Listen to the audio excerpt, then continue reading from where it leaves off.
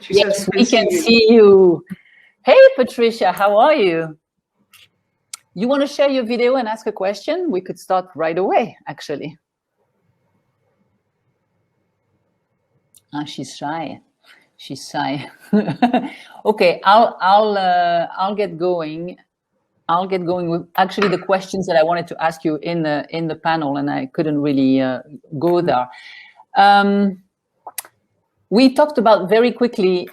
We talked about women supporting women. We didn't really talk about women not supporting women yet. How far have we gone? We touched upon. We said, oh, back in the days it was a bit more, you know. But how far have we gone in your experience? You speak to many women throughout the day. Shall I take so that? My experience, go ahead. Sorry. In my experience, it's really changed. Really changed the last 3-4 years. And maybe this is just because the women that I'm engaging with as well are that little bit older as well. And so they've changed and grown over that period. I remember at the beginning of this journey for me, having a conversation with the University of Cranfield, and the professor there sort of laying it out to me in terms of explaining where, you know, how these stages work and what normally happens within as the ecosystem evolves.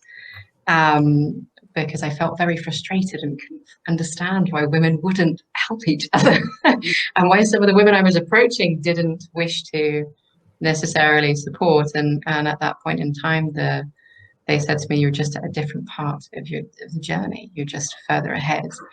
And it really stayed with me, because I think it's really important that we do acknowledge that people do have a journey with this, and you have to give people the opportunity to let it digest and to have empathy for that growth as well. We all go through it, and so yeah, people need to go through that to change their mindset and be able to be more supportive. Farah? I mean, I think you have both. I think you have the women that are on their trajectory, on their path, that don't necessarily want to look back and lift others. And I'm not so sure how much we can do to change that mindset. And then there are the others, and I would agree with Diana that I actually think in this part of the world, and I don't know whether it's cultural, women support each other more than they do in the West.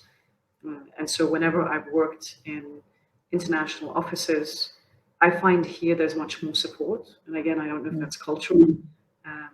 And I feel that in the Middle East specifically, there's a real support factor. There's a real push, as long as we make it clear as to what our objectives are. Because I think in the very beginning, when I was here, I would see, very rarely would you see a woman on the front cover of a magazine or in media, and I think it's not because we don't want to be there. It's because we took the view that women don't necessarily need to be in the limelight, and women don't need to be very loud, and women don't need to be on front covers.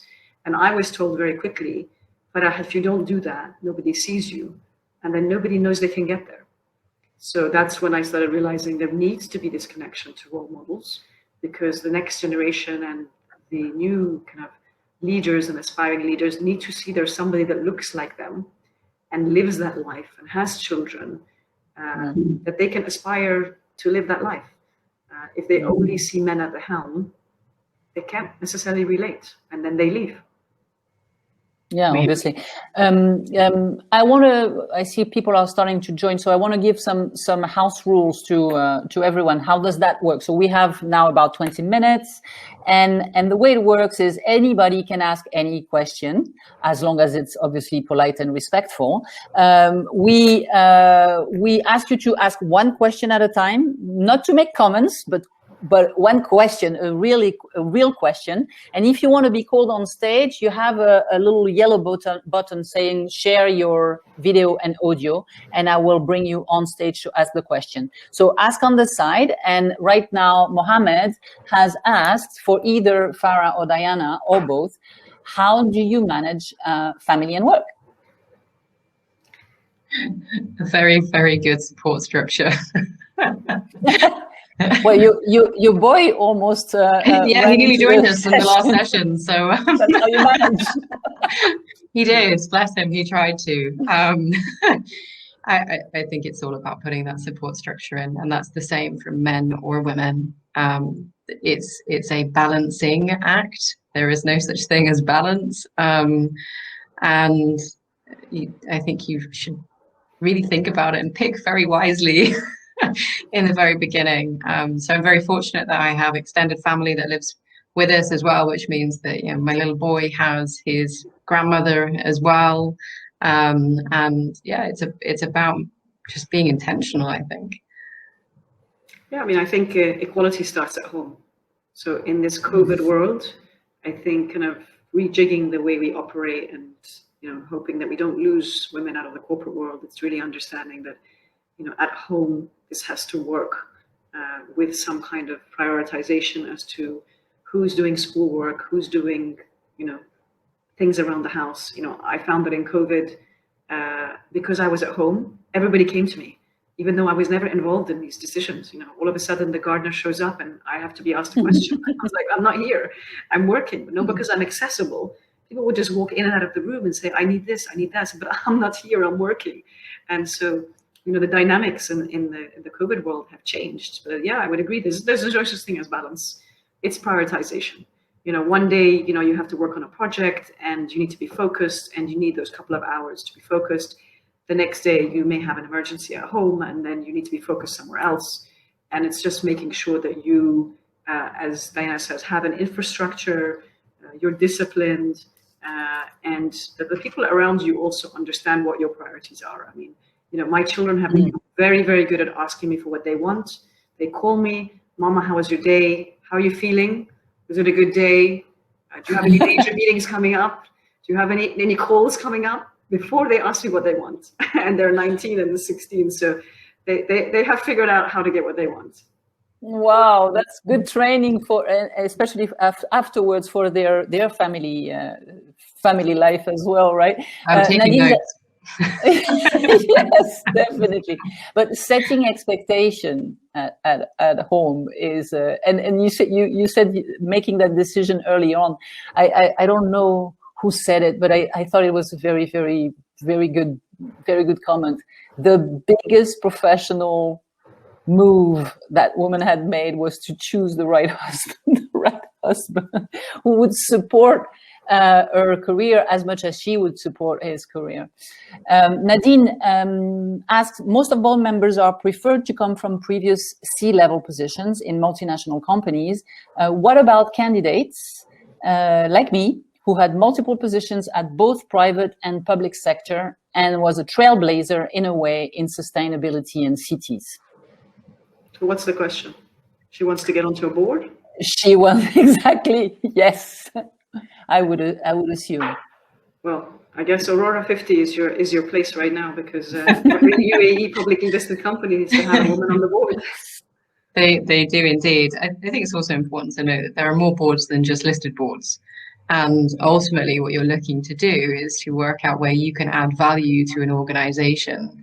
And boards are there to support with strategy, but that's very different if you're looking at a scale up to a listed company. They're a private sector or government or not-for-profit. They're all different. And it's important that you can understand what value you can bring to that board. There's a lot of exciting opportunities now because obviously boards need different skills for the future as well. So some of those skills will be related to digital, to cybersecurity, to issues around ESG, but it's finding the right match. And I think we've actually partnered with an organization called theboardlist.com that helps to position individuals, women specifically, on various boards. So as Diana says, there's venture capital, there's much smaller boards that you can find seats on through the networks, through professional networks, whether it can be non-profits. So you don't need to start on a public board. You don't need to start, at a multinational board. You can start in various smaller boards, build your profile before you start moving into the other larger boards. So good luck, Nadine. Thank you for asking your question. I had a question from Patricia, who's having lunch, so she doesn't want to be on video, but we'll still take a question. She's asking, what have you done in your organization to change the perception bias around gender participation in top management? Who wants to take that? I can take it. Diana's on mute, so I don't know if you wanted to take it or you were giving it to me. I mean, when I joined Lazard, we had one woman on our group board. And I went to General Counsel in New York and I said, you know, we need to have a woman on our board, especially when our chairman, Ken Jacobs, was a founding chair of 30% Club in the US. So Scott said, yes, we're working on it. Today we have 4 very credible women on a board of 10. And that is a publicly listed company in the US, financial services. So I think that the voice of senior women in the organization is key. And I've, you know, mentored women around the world. I also started something called a mentoring walk, where I basically said that anytime I go to any international office of Lazard, please match me with someone and I'm happy to go for a walk and then I'll follow up with one call. So it's creating this connection again with various women in the organization. It's talking to senior leadership about what are the challenges, and it's choosing to challenge, as the new hashtag is. It's choosing to challenge the norm. It's pushing those boundaries and asking questions. And by the way, many male leaders don't necessarily always know what the challenges are. So assume that they do, because they will see female leaders. I mean, one of the sessions we hosted in New York when I first joined was for a mixed group of people on kind of emerging economies, Middle East economies. And then we moved into leadership questions. And one of the questions around the table was, you know, what are your leadership challenges? And our global CEO said, yes, Farah, please tell us, as a woman who runs the Middle East for us in one of the most male chauvinist societies in the world, please tell us what your challenges are. So here he was saying, you know, we have a woman at the helm in the Middle East.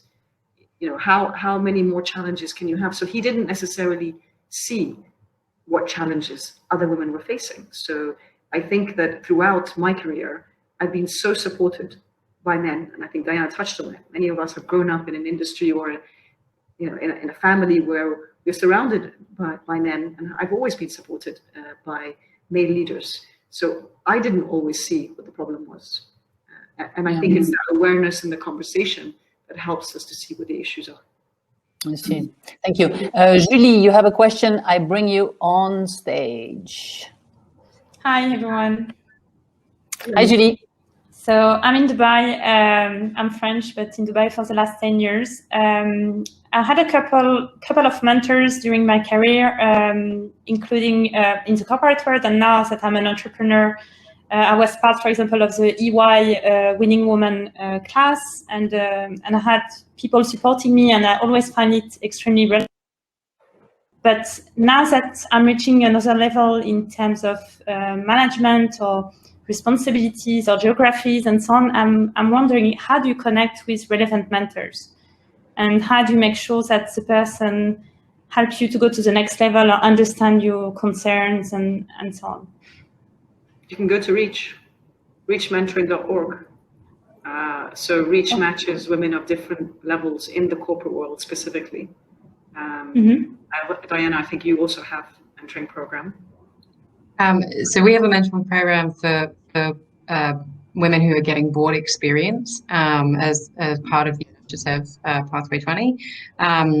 But I also sit in one of the government incubators, and I think as an entrepreneur, there are a lot of opportunities, especially within Dubai, that you can reach out to. There are obviously there's Reach at the IFC, but depending on where you're located, there is actually a system here for entrepreneurs as well to reach out to. And when you get to that stage, they're the very best people to call upon. I think they're very, very open to actually helping and very supportive, especially of women. So I would look for the tools that are there already in the ecosystem, really, and make sure that you're using them. And I think, you know, what Farah's set up is a great place to start.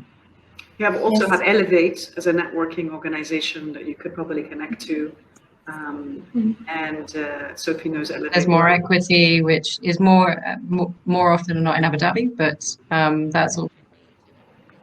Yeah. And I would say use LinkedIn. Use LinkedIn. I mean, use LinkedIn to start connecting to people, whether it's all of us here today, others that you see as leaders that you may aspire, where you are role models, and connect directly on LinkedIn. And the WIL Forum. And the WIL Forum. And the WIL Forum. Now you have the speed networking. Yes. My question was, how do you select, as a mentee, how do you make sure you select someone relevant that will make sense, But I understand going through organization, and I'm sure you help and monitor this kind of thing. So I'll definitely be in touch. Thank you. Thanks, Judy. I have a question for you, but it's more of a personal question.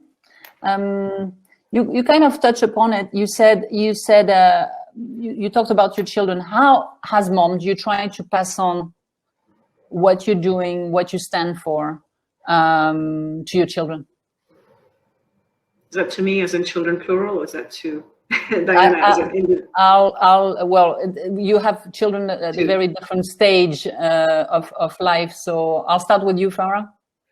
So my children have been a part of everything that I do. I mean, they are my life, and they're my priority, and my inspiration, and everything I do is for them and around them.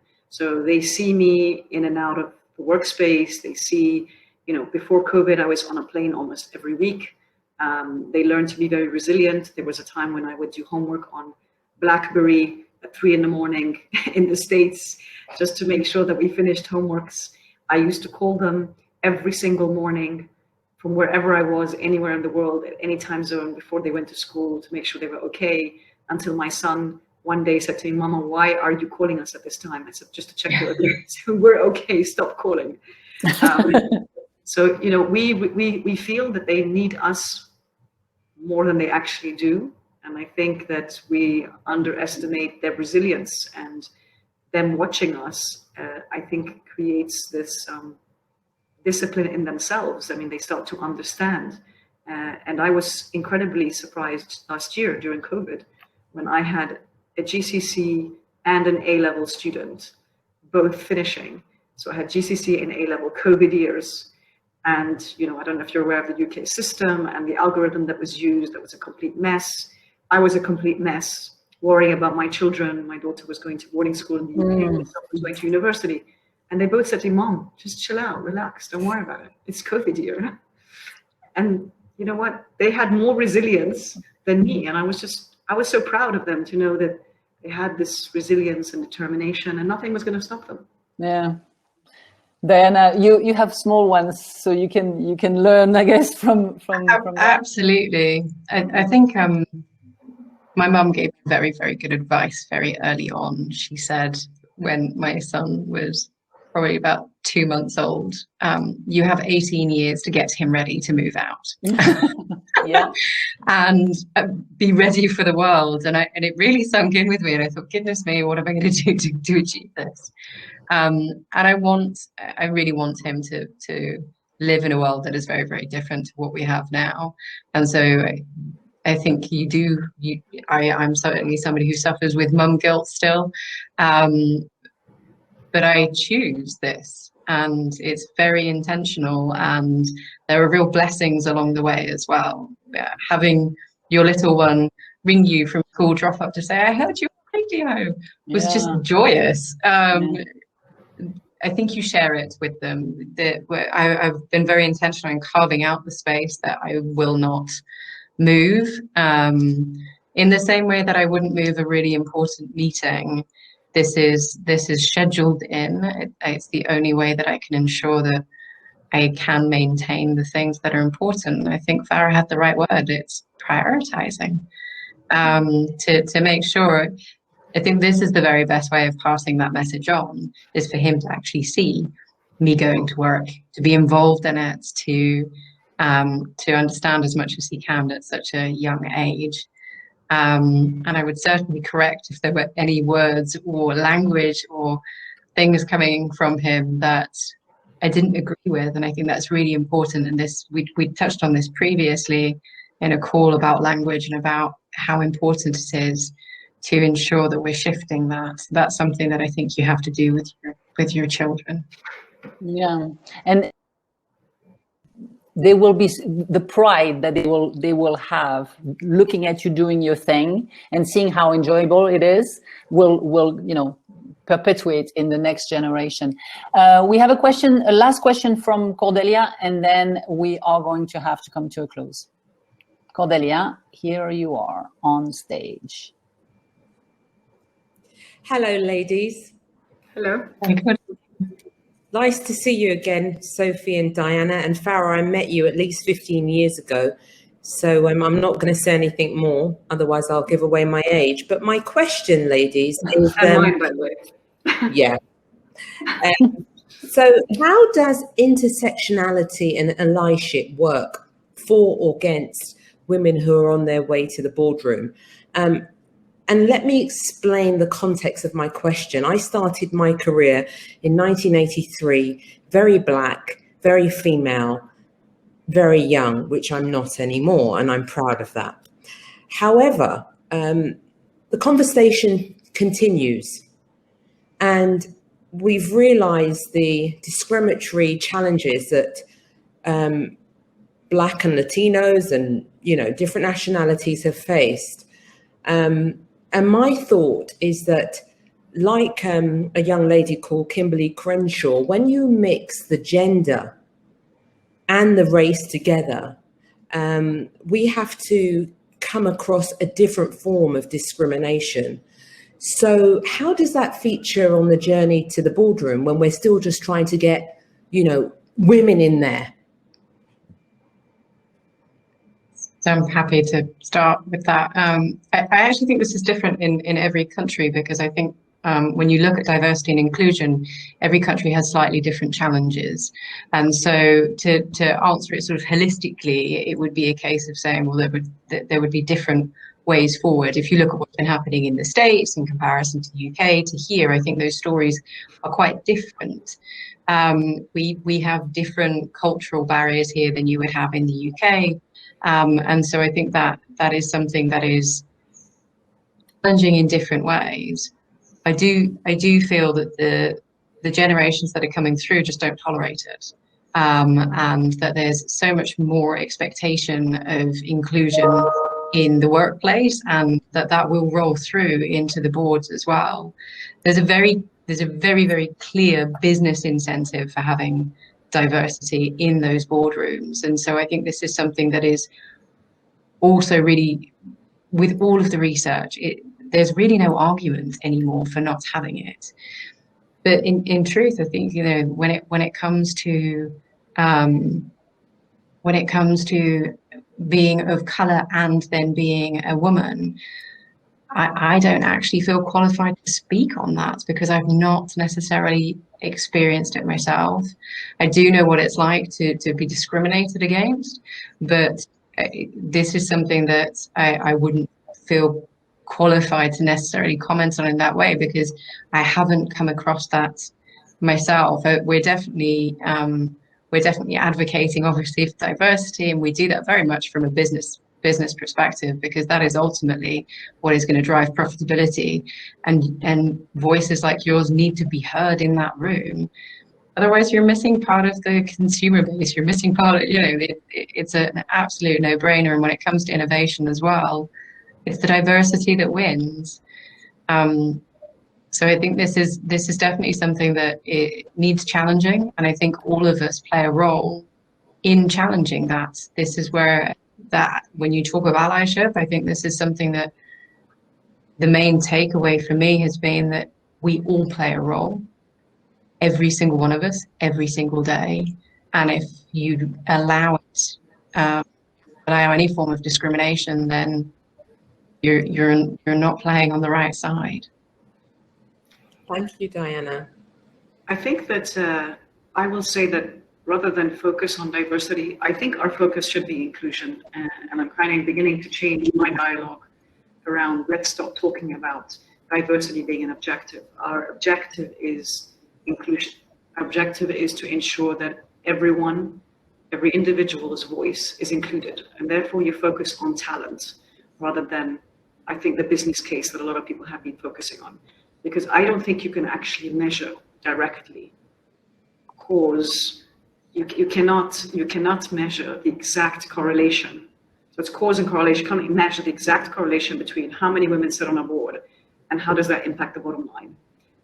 You can talk about the fact that when you have that diverse voice, when you have different people of different backgrounds and different generations, you're going to have more creativity. You're going to have people challenging each other. You're not going to have everybody agreeing because they're all from the same school, or they're from the same industry, or they all know each other. So by definition, when you create an inclusive board or an inclusive ecosystem or society, you by definition include everyone's voices, and by definition, the outcome is diversity, rather than the other way around. And so, if I look at our office at Lazard in the Middle East, we have a mixture of ethnicity, of gender. We're 50-50 pretty much in gender. We have people from all different backgrounds. And maybe because I'm at the helm, I am conscious, very conscious, that when we go to recruit, I give specific instructions to the recruiter that when we start the recruitment phase, 50% of the CVs need to be male and 50% female. And that's at the initial stage. And I don't care about ethnicity or culture. I want a pool of candidates that all looks different. And maybe because I ensure that is the initial stage, but then I also make sure that we hire on credibility. I don't think there's any woman in the world today that would hire a woman just to fill a gap. But I think there are a lot of men that would do that. And so I think that we're shifting in a very dangerous almost pattern where there's a lot of pressure on male leaders to put women in seats. And in some cases, I hope these seats are all filled by credible women, or it's going to end up not being sustainable.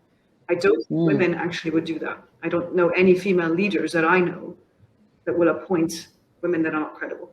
So I think Diana answered a lot of questions. I think you're absolutely right with that. This is fundamental.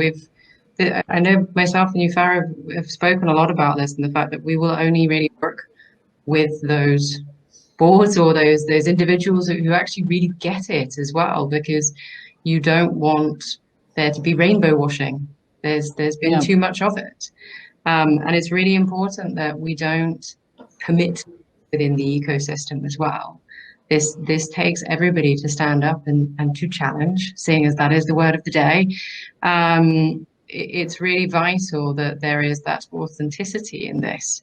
And I think the reason why we can't measure, one of the reasons why we haven't necessarily been able to measure that causation, actually exactly what you're saying, Farah, is inclusion clearly drives results. If it is just tokenism, then you're not going to see those results. And I think that's where those contradictions actually come through in previous studies. But this is something that is fundamentally changing. I think the language that people are using now as well is much clearer in terms of making sure that the companies have very inclusive environments, and it's built into the DNA. They have to. They must if they want to bring on the next generation. Thank you, Cordelia. We have another two questions, and then we will go. So Maya, I will bring you on stage. Are you on stage? You're gone? Okay. Meanwhile, Manal wanted to ask both guests what tip they have for someone starting a mentorship platform. I would say don't start the mentorship platform because there already are too many mentorship platforms. And I don't think we want to, unless you find there's a gap in the market to do something different. I think put up your hand and work with the existing ones to make them better, bring them together. I think leverage on what's already there rather than just create another one, unless you feel there's a gap in the market to do something that doesn't exist already.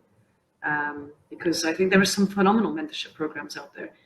So please, I'd love to hear from you why you want to launch a mentoring platform. I think Sumaya is on Hello, now. everyone. Hello. Hi, I am Sumaya Al-Gashgari from Saudi Arabia. I have a question regarding the mentorship or the mentoring itself. A couple of, I think last year we had a mentorship program in our company, and what they did, they assigned a couple of people to mentor us. And I didn't feel it right. Yani, by assigning people without just from their experience. But I don't know. To be mentor, you need to enter some program or study something related to mentorship. Then be able to or qualified to mentor other people, or it's just randomly anyone can do mentoring to other people. Because what I felt in that time when I was talking about my mentor, it was like he's giving me his experience and he's pushing me to do things in his way, and I didn't feel that this is right. So what's your question? So my question is this. Remember. Yeah, my question is this whoever wants to be mentor, should they go to study things or read about these things, or it's something personal that he can give advices? So to me, I'll jump in. To me, mentoring is holding a mirror in front of somebody, holding a mirror and saying, how can I help share my journey with you? But it's not telling you what to do. It's asking you questions that you maybe don't ask yourself. A mentorship relationship to me is support, but it's really challenging you. But you do everything. I cannot tell you what to do because it's not my role to tell you what to do. It's very different between sponsorship, coaching, and mentorship. Sponsor helps to open doors and helps you to find a new path or excel in career. A coach works on specific skills and tasks and has limited kind of time of what they're working, but they're working on specific tasks and skills. And the mentor is sharing a journey, but you will not have the same journey. You have your own journey. And so it's our role as mentors to tell you what decisions we've made in our lives at different points. And maybe you would have done it differently, but it's just opening your eyes to different situations. But the decisions are yours. And it's just asking you difficult questions. So it's holding that mirror up in front of you. And how we match mentors and mentees, you can use platforms. So there's a platform in the US that we've used for Reach, which is mentoringcomplete.com, which matches people on communication skills and objectives. In TAR, we match people on values, something called VIA, which is an institute, VIA Institute, which gives you your top 5 values. And you should have at least 2 overlapping ones to know that you are aligned in your values.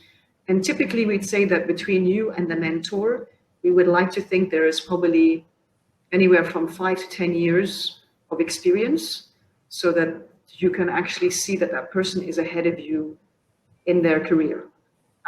So it may be more than 10 years, it might be less than 10 years, depending on where that person is in the career. And I would say, choose a mentor based on somebody that to you is a role model, to you is somebody you look up to you that somebody inspires you.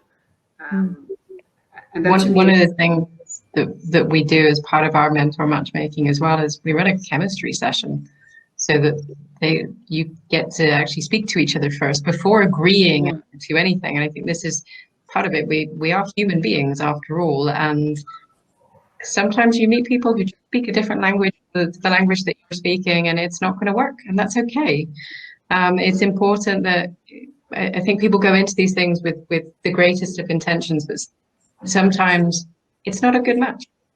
And there shouldn't be any sort of stigma attached to that. I think it's important to be respectful of each other and to acknowledge that, maybe this is the wrong time, or maybe this is just not the you thought you were going to get from it.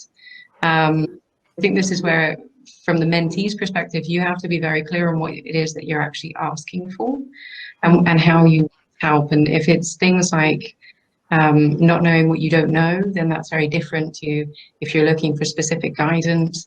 But there's always the option to say, this doesn't quite feel right.